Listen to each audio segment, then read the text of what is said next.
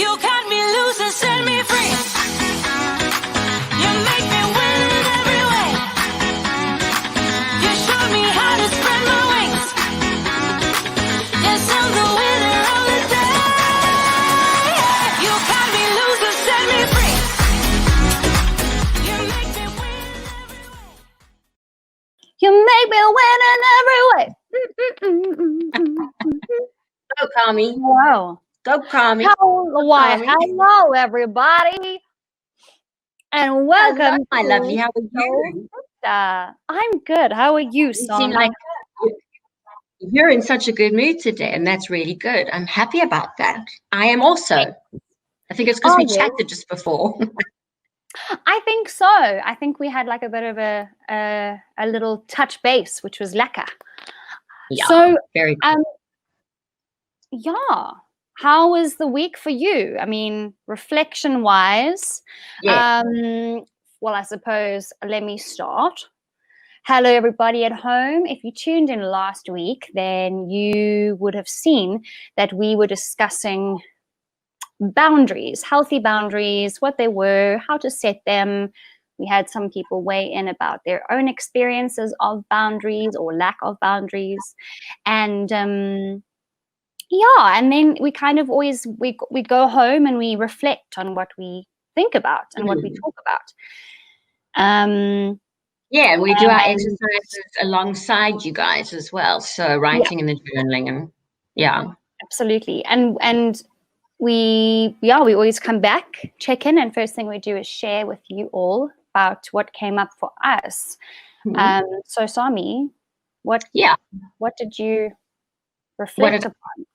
Well, I mean, it always does kind of come up for me in journaling, and that's why I say I just love it, because it kind of solves things for me.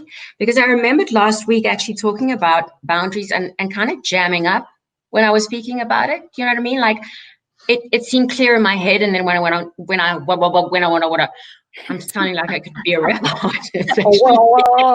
When I actually wanted to speak about it, it was like, what?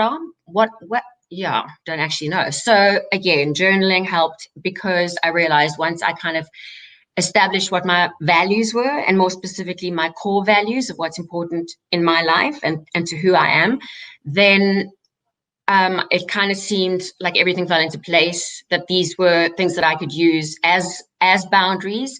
And they could work in the workspace, they could work with loved ones, they could work in any situation, because they would allow me to see what I'd allow, what I'd accommodate, what I'd tolerate, and what I'd limit in my life and in my space. So that was a great exercise. Thanks, Carms, for all those 5 points you gave, because that did help me establish that as well. Aww, thank you. I really find them so helpful. I'm someone who if I have like concrete steps to stuff, I can kind of, it feels that I can tackle any problem. If I can see a kind of a solution, or if I know that I must go from A to B or B to C. It helps. It's really helpful. It narrows it down. So absolutely. So, and you, what did you find? Was it helpful? My reflections, it was helpful. My reflections were, so I think I battle more with,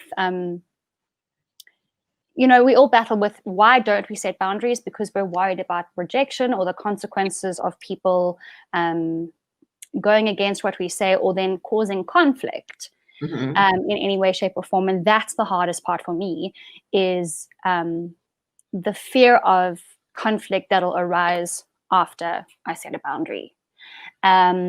Because I'm a people pleaser, I kind of avoid conflict. Obviously, I think most people do. But at the same time, over the last couple of years, I really have had to learn to put those boundaries in place and to be able to deal with the conflict that comes afterwards, if any, right? Because we have to be okay with making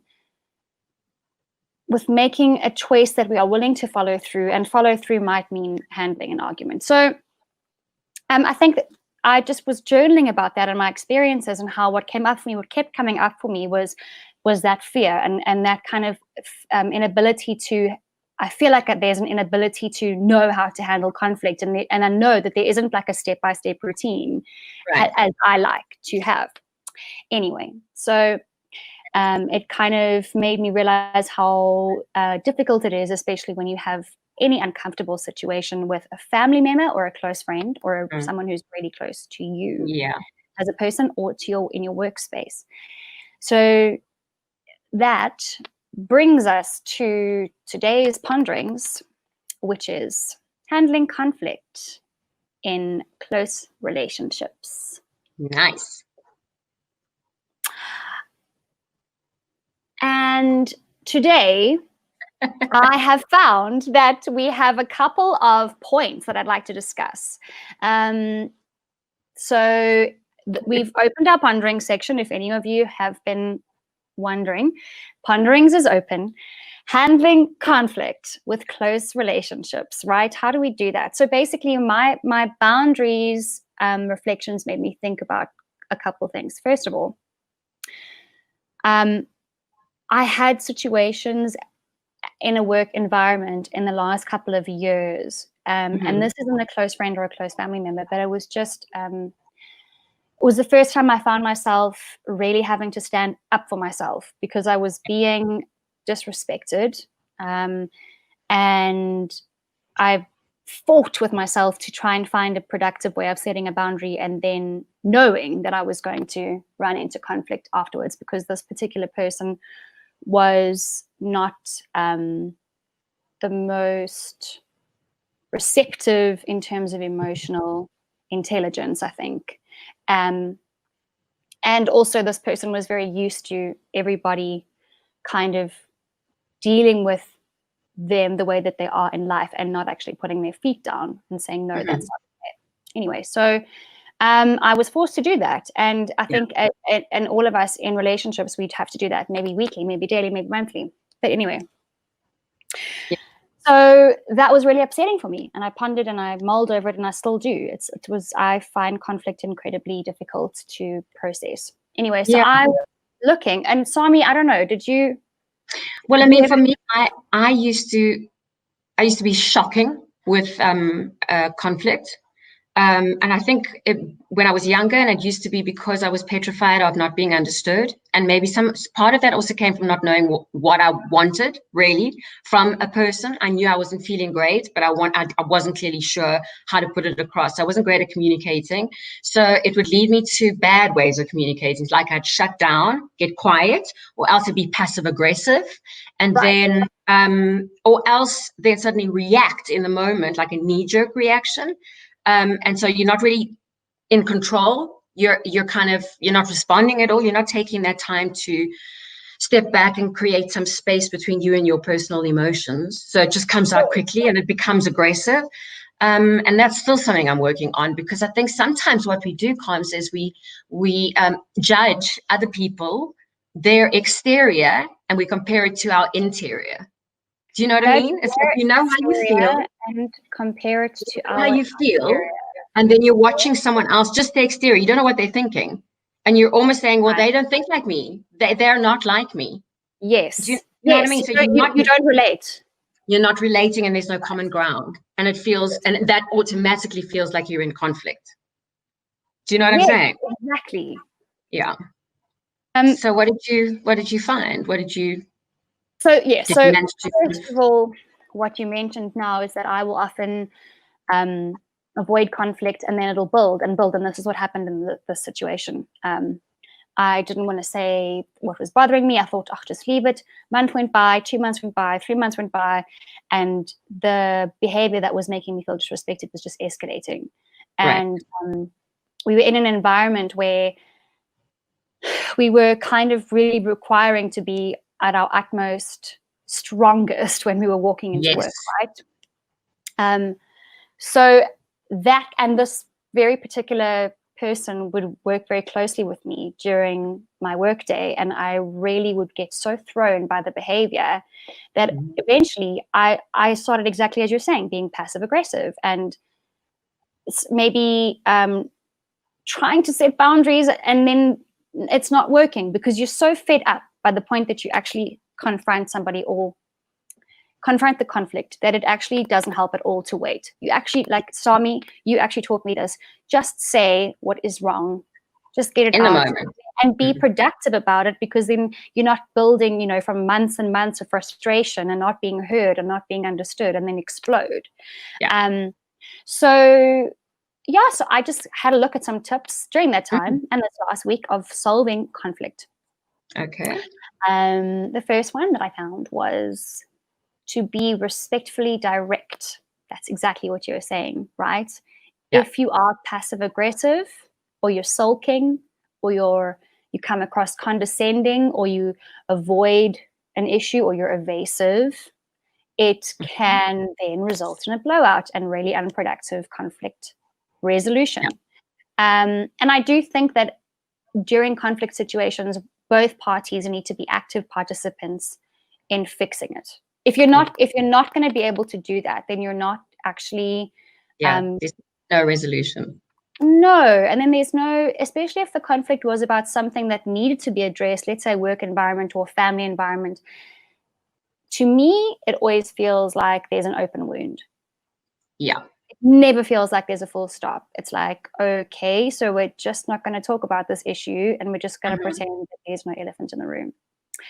So that was the first. And I think I'm guilty of avoiding and being evasive, and then having to bite my tongue. Yeah, I think anger is something that people fear.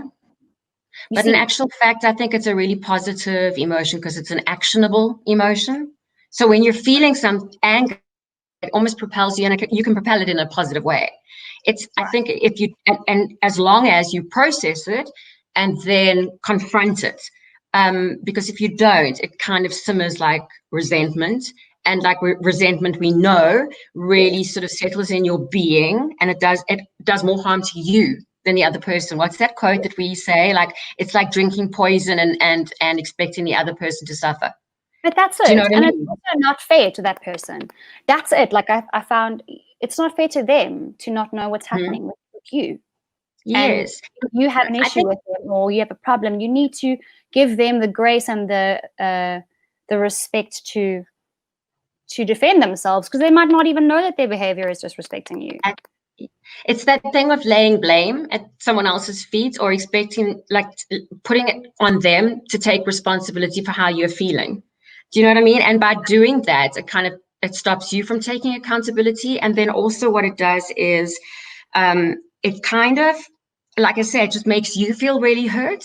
And by working it through, it feels like it's an act of compassion to you. Absolutely. To get it out of you. And it's healthy for both. And you know what? Many times I've now learned this. The relationships, if both parties are really just mature individuals and able to take accountability for themselves, but then also meet each other in the middle, the relationship actually grows stronger, right? Yeah. Okay. So that was the first one. Okay. That I found. The second one is talking about feelings without blaming the other person.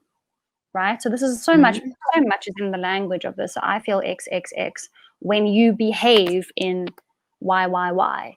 Yeah. As opposed to, you make me so angry when you do this, or I hate it when you do that.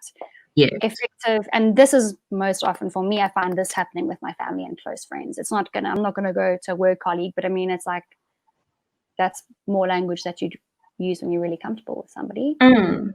And then, but Swami, you're really good at this. And then the third one, I was avoid generalizations. This is something I learned. That's it. Narrow it down. Never say never or always. You always say this. You never make me feel good. And I'm going to post the rest. It's 10 tips to resolve conflict effectively. I'm posting it now in the comments below. It's from Psychology Today. It's a really great article. So take a look. Great. Yeah. That's what I found. I took it from another perspective, and I'm part of I get the emails from Daily Om, and they're on Facebook and on Instagram as well. And you can actually find them if you just go online as well, www.dailyom.com. I found this article, How to Communicate Like a Buddhist.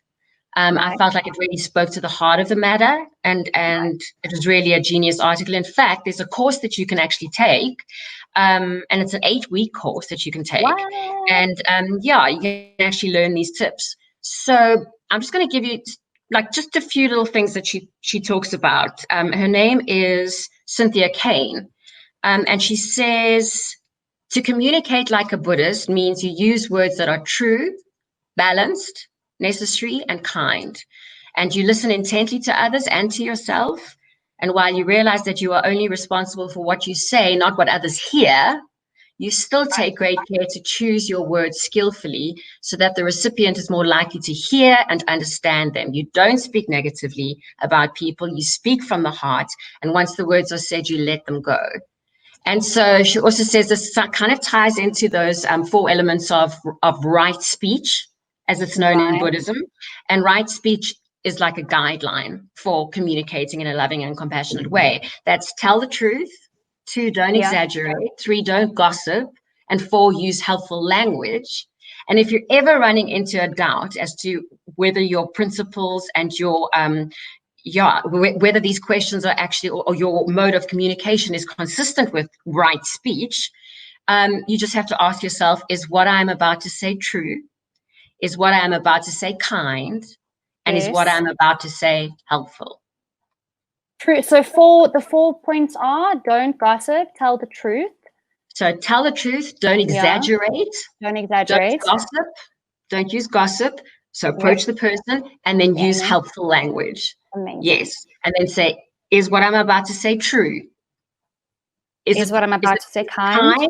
Yes. And is it helpful to us, to the whole situation? Yeah. I love that.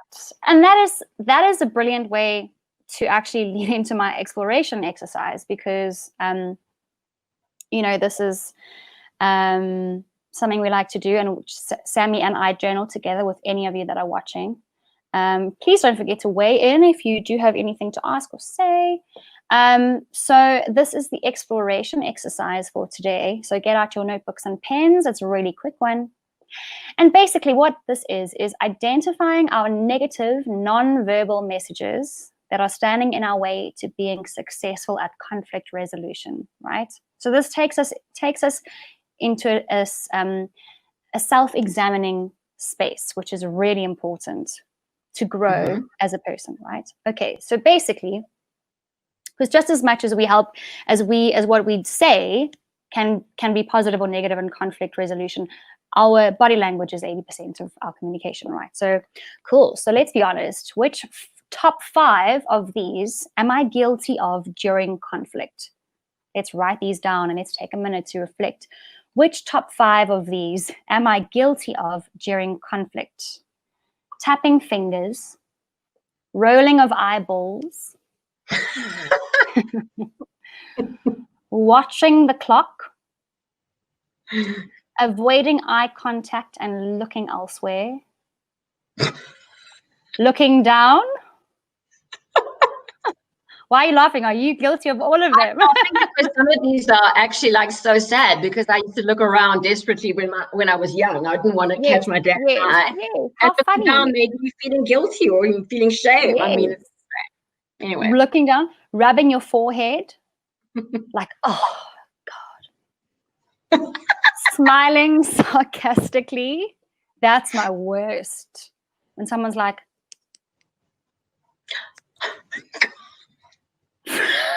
frowning. I think I'm guilty of that one. You're making a note. Yeah, we're doing the exercise. I'm doing it with you. Top 5 of these, what are you guilty of? Yawning. There's a bit yawning. I think putting head in hands. Hold on, I'm still listing them. Putting head in hands, wringing your hands, folding your arms intently, like I'm not listening to you. Or covering your ears. I mean, covering your ears, that's a very interesting one. La, la, la, la, la, la. Okay, Sammy, what are you guilty of? Top 5. Like sometimes it's unable to make eye contact. Like if someone has really, really hurt you, it's quite difficult sometimes. Or else, like you said, it's quite hard if you're really angry not to aggressively stare someone down. So to try and maintain a beautiful sort of like, like you're not at war, you're not in combat. So to try and be open in a space of just holding the space, I guess. And silence is a funny one, because silence can mean a lot of different things. Silence can mean in a bad way that you're actually absolutely just shutting down. But silence in a positive way is that you're actually really listening, and you're showing Yes. respect, and you're holding the Yes. space, and it's a compassionate thing to do. But if it is in terms of like shutting down, that's not cool. Yes. That's kind of like, sort of stony stubbornness in a way. But yeah, you Yes. mentioned body language is everything. I think you can Yeah. see if someone's in for a fight or if they're actually sitting back and ready to listen. It's so important. My top 5, I think. Well, one is frowning. So I'll often like, and it's a lot of time, these are things we aren't aware of that we're doing. That's why we're doing this exercise, so that we can become aware of this. The other one is folding arms. I think I can go into this situation to protect myself. It's a defense mechanism often. Rolling eyeballs. Keaton says I'm the worst at this. I don't mean to. I just, apparently I'm like, apparently Never I just done that roll to my me. no, because I'm scared of you. But I'm not. I'm not joking. He's here in the house. He's gonna laugh. Bless him. You'll stare me down. I don't cover my. I mean, I don't. None of these I do. Maybe silence, but I'm very much about communicating. So I won't. I don't have silence.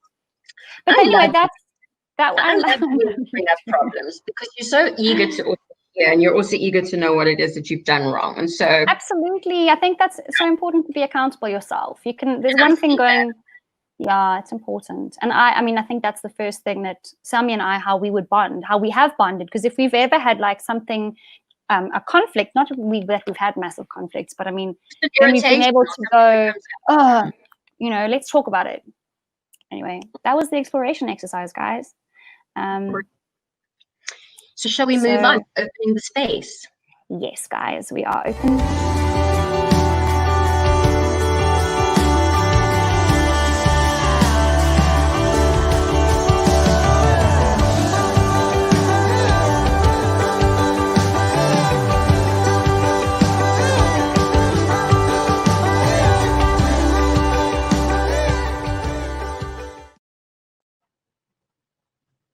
Welcome to Heart Space. Hello, Jess. Yay! Unfortunately, I do most of them. But it's great to write this down and notice what we do in conflict. I know that's exactly what I was thinking, is like, really, you think you know stuff, but actually making a note of them is like so helpful. It's really helpful. Cool. Thanks, Jess. Thanks, Jess. Good to see you here. Heart Space. This is where we share. If you guys have personal stories, please weigh in. We want to hear from you guys at home. Yeah. So we had 2 QME anonymous comments. Sami, do you want to go first and take one? Before I do, there's someone who's just messaged me on my phone.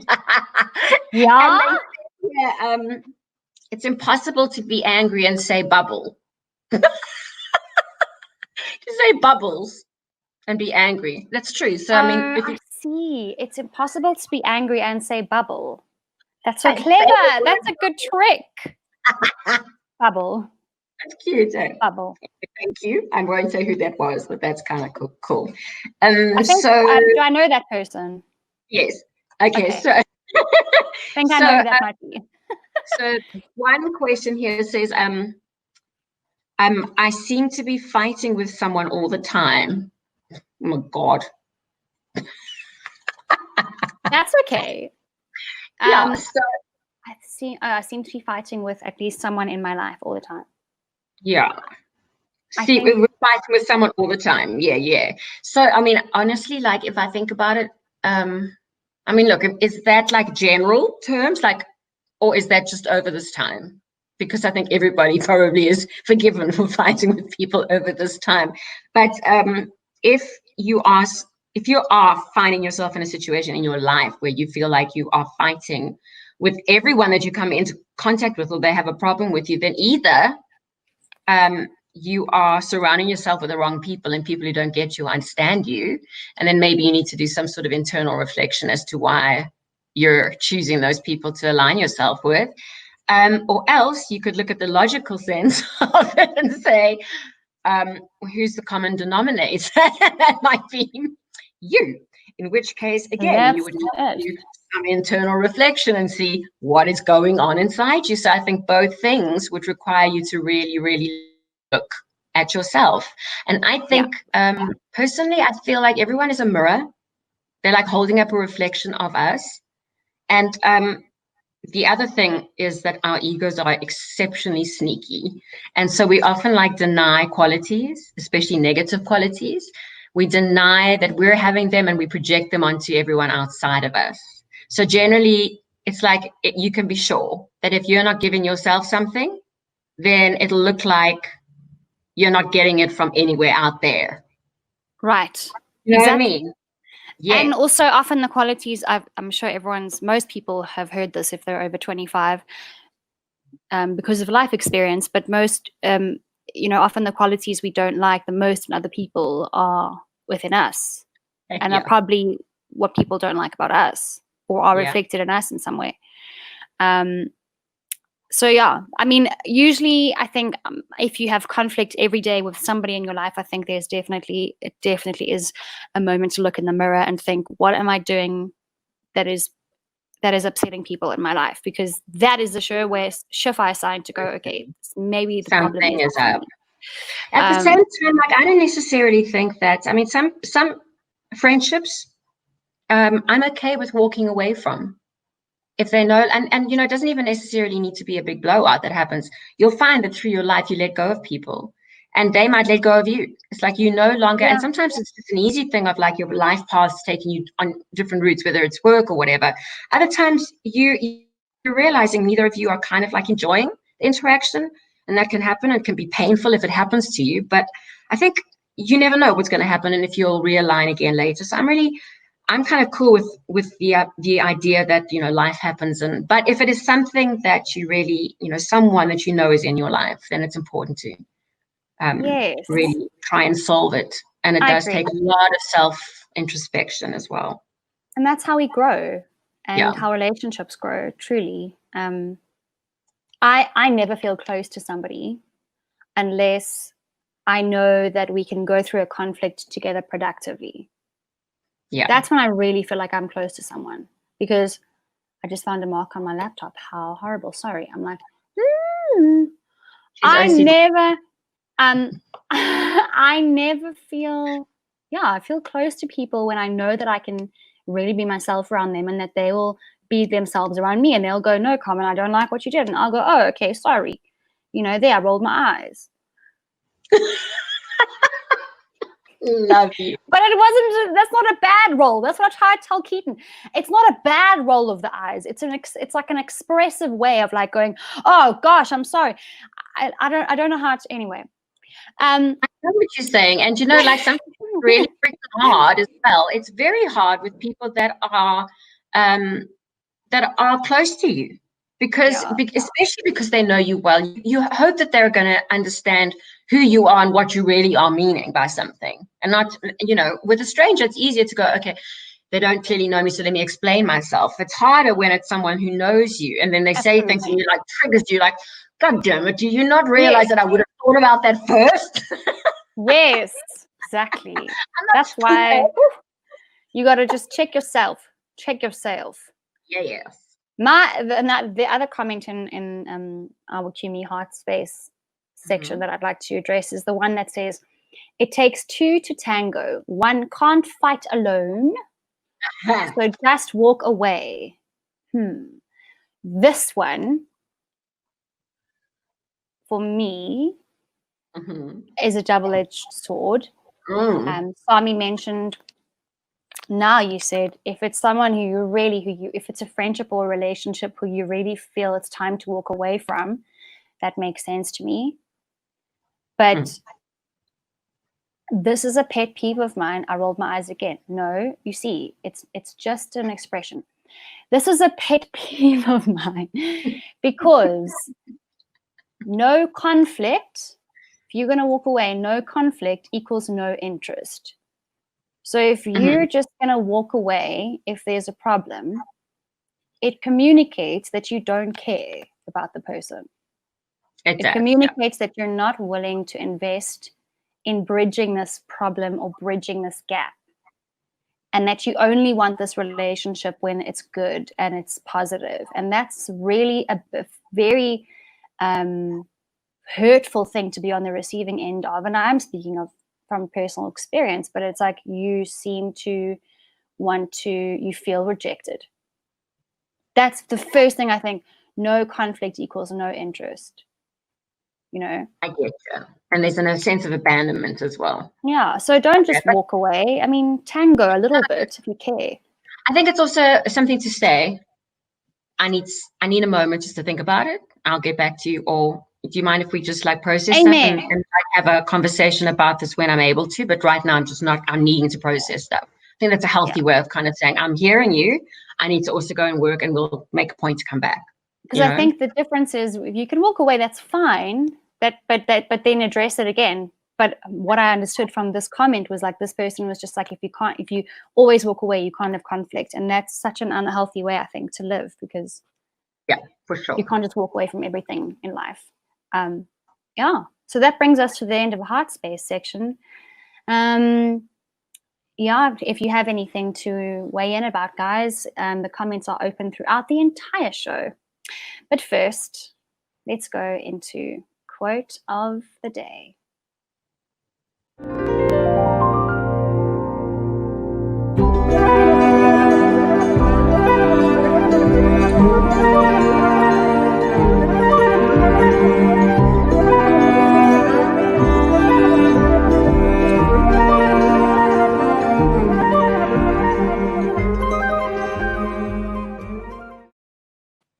Quote of the day today is as follows. Whenever you're in conflict with someone, there is one factor that can make the difference between damaging your relationship and deepening it. That factor is attitude.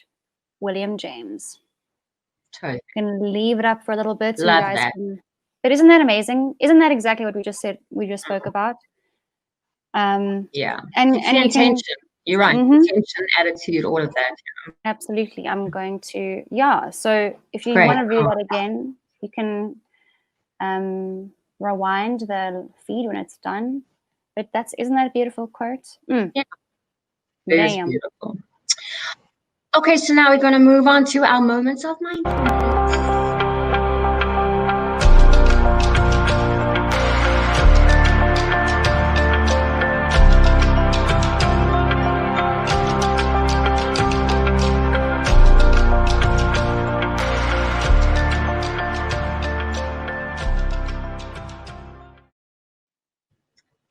So I just thought it would be really nice if we did a meditation today that was centered around loving kindness and compassion for a loved one. Wow. And it's inspired actually by the Greater Good Science Center at UC Berkeley. Oh, wow. So I mean, I'm also studying a course basically on Buddhism and modern psychology, because they really see the two together. It's only later when you're really studying Buddhism that they introduce the spiritual element. The first part of actually understanding Buddhism is like control of the mind, which is psychology. So I just thought that was interesting. So for anyone who doesn't necessarily believe in spirituality or have any sense of anything they believe in, this is still something that you can take away. So let's take a moment now just to settle into a comfortable position and just allow yourself to relax as we go into this next exercise.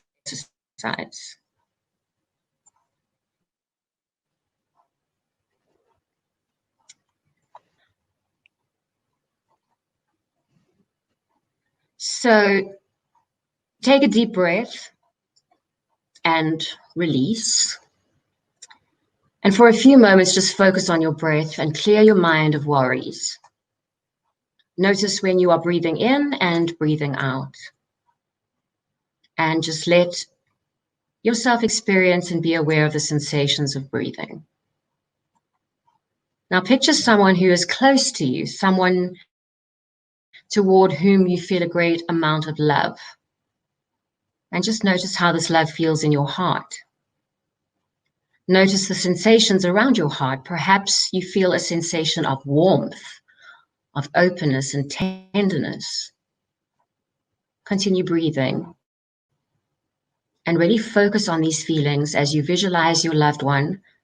And as you breathe out, imagine that you are extending a golden light that holds your warm feelings from the center of your heart. Imagine that the golden light reaches out to your loved one, bringing him or her peace and happiness. At the same time, silently recite these phrases. May you have happiness. May you be free from suffering. May you experience joy and ease. As you silently repeat these phrases, remember to extend the golden light to your loved one from your heart. Feel with all your heart that you wish your loved one happiness and freedom from suffering.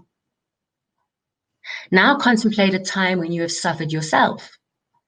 Perhaps you experienced a conflict with someone you care about. Notice how you feel when you think of the suffering, your suffering. How does your heart feel? Just as we wish for our loved one's suffering to end, we wish that our suffering would end. We may also envision our own pain and suffering leaving us so that we can experience more happiness. Continue to visualize yourself as you breathe. Imagine that that golden light emanating from your heart is easing your suffering.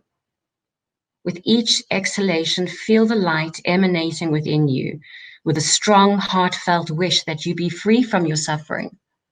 And silently recite to yourself, may I be free from this suffering. May I have joy and happiness. And again, just notice how this feels in your heart. What kind of sensations did you feel? Now visualize someone with whom you have difficulty in your life. Although you may now have negative feelings towards this person, think of how this person has suffered in his or her own life. This person also has conflicts with loved ones, or has dealt with failures, or may have suffered illness. Notice your heart center. Does it feel different knowing this? Do you feel more warmth, openness, and tenderness? Continue to visualize this person as you breathe. Imagine that you are extending that golden light from your heart to him or her, and that the golden light is easing his or her suffering. Extend this light out to him or her during your exhalation with a strong, heartfelt wish that he or she be free from suffering. Silently recite to him or her, may you be free from this suffering. May you have joy and happiness. Again, notice now how this feels in your heart. Did the sensations change? Did you have a wish to take away this person's suffering? And now that we are almost at the end of this meditation, let's end with a wish for all other beings suffering to be relieved. Just as I wish to have peace and happiness and to be free from suffering, so do all beings. Now just take a moment to bask in the joy of this open-hearted wish to ease the suffering of all people, and how this attempt brings joy, happiness, and compassion in your heart at this very moment. And you have now finished this compassion meditation session. So whenever you feel ready, you can open your eyes and just reacquaint yourself with the room and your surroundings. And hope you feel good. Thanks for joining. Yay, thank you, Sami. So we're going to head on to takeaway, guys.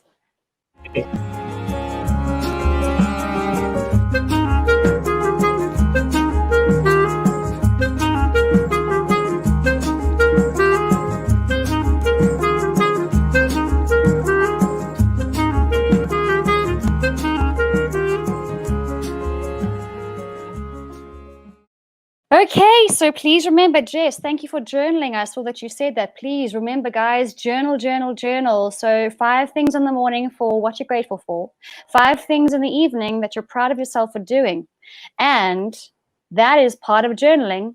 And the takeaway for today is our affirmation, right? And this is it. I open my ears and my heart, listening for the truth behind the words. Then I shall respond with grace and kindness. So whenever you feel yourself losing perspective, that's the way to go, guys. Thanks for joining in today.